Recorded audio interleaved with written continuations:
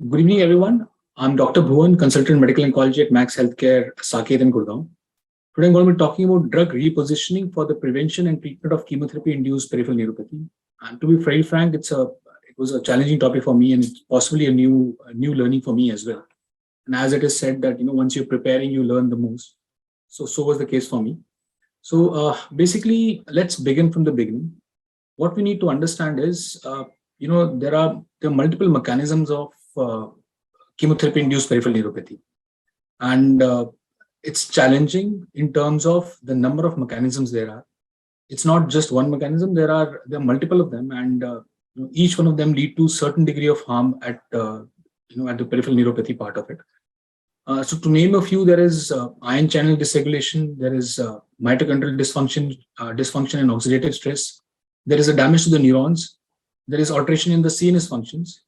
There is degeneration of the myelin sheath and dysfunction of the axonal transplant. And then there is inflammatory damage, which is obviously caused by certain drugs. So these are few of the mechanisms which are there, and I've tried to show a pictorial diagram of a dorsal root ganglion and the spinal cord at the dorsal column. So the picture represents the dorsal column and the multiple factors there. There's a microglial activation. There is a synaptic membrane there. It's which obviously leads to the release of potassium channels, and then there is astrocyte, which leads to astrocyte activation is being suppressed by pioglitazone. So what I mean to depict is at the level of spinal cord, there are multiple factors, and similar is the factor at the level of the dorsal root ganglion. And these two slides show that there are certain drugs which, other than their primary mechanism or primary action, such as minocycline, which is antibiotic, has a subsidiary action on these microglia cells. The pioglitazone has an effect on the astrocytes. There is the sildenafil, which possibly leads to inhibition of the synaptic membrane transplant. Similarly, is the case with the dorsal root ganglion. There's metformin, which affects at the level of dorsal root ganglion. And so, moving forward, let's talk about the major oncology drugs and how what is their mechanism of action, so that we understand this part a little better. So I'm going to be talking about two drugs, basically oxaliplatin, and which is possibly the front bearer of platinum-induced neuropathy, and the other is paclitaxel. So oxaliplatin, as we all understand, has two components to this neuropathy. The initial part is the cold hypersensitivity, which kind of happens in the first, or it can happen in the acute phase. And then there is a chronic damage, which happens by the 6th or 7th dose of folfoxamine give. So the oxaliplatin-induced cold hypersensitivity is mainly caused by the alteration of the ion channels, and has been often recognized as a channelopathy. So the oxalate, which is there, it's basically a calcium channel chelator, and that is involved in the cold allodynia. So also the oxaliplatin causes morphological changes and functional deficiencies in mitochondria, and it leads to swollen mitochondria, which was basically seen in the peripheral nerves of the patient who were treated with oxaliplatin. Similarly, platinum also leads to the neurological damage, and there is some bit of CNS dysfunction with it. So these are the multiple factors in which oxaliplatin possibly causes neuropathy. Similarly, in a taxane, there is a calcium-dependent proteases, which is called as calpain proteases. They are the critical regulators and lead to axonal degeneration.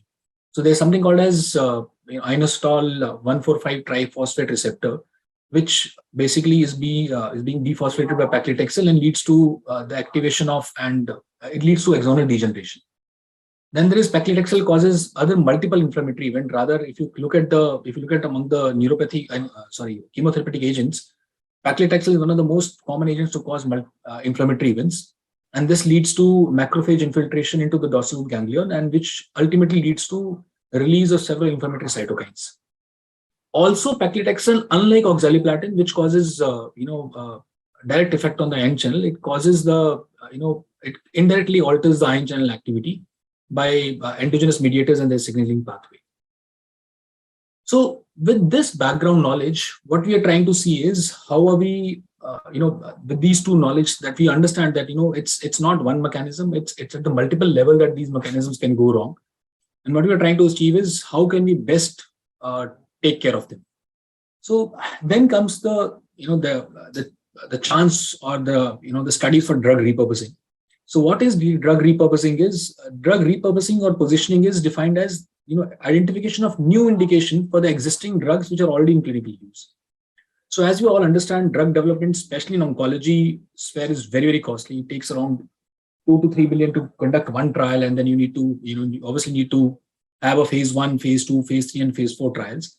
So there's an enormous cost which is associated with the drug development, and the drug which possibly was active in the preclinical studies falls flat in the clinical studies. There's the drug which possibly passed the phase 1 and phase 2 was it possibly led to no improvement in the life or no improvement in the symptoms once it was tested in phase 3. So basically what I'm saying is there are enormous costs to it, and we are trying to surpass that once we are already using a drug which has been already approved in other indications. So the pharmacokinetics, toxicity, clinical safety has all been evaluated for these drugs, and we know the safe therapeutic limit, and we're just trying to repurpose them to a new indication. So obviously there are other advantages to it is that they basically have been studied to act in certain mechanism, and we know that when it comes to pain, as I showed you, there are multiple mechanisms which contribute to the chronic and neuropathic pain, and it's important that we have a drug which possibly will act on multiple mechanisms rather than a single mechanism.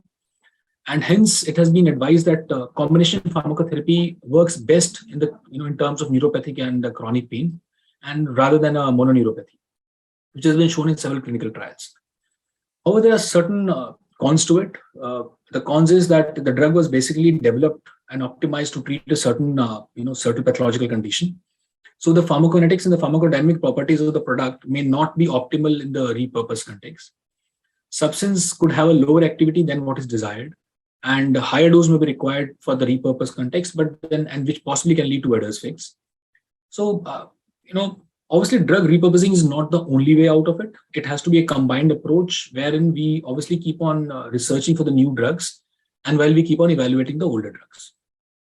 So drug repurposing or drug repositioning is basically of two types: mechanism-based and screening-based. Mechanism-based is you obviously know the developmental mechanism of CIPN, and there is an action. The mechanism of the particular drug is known, and you're trying to meet both of them.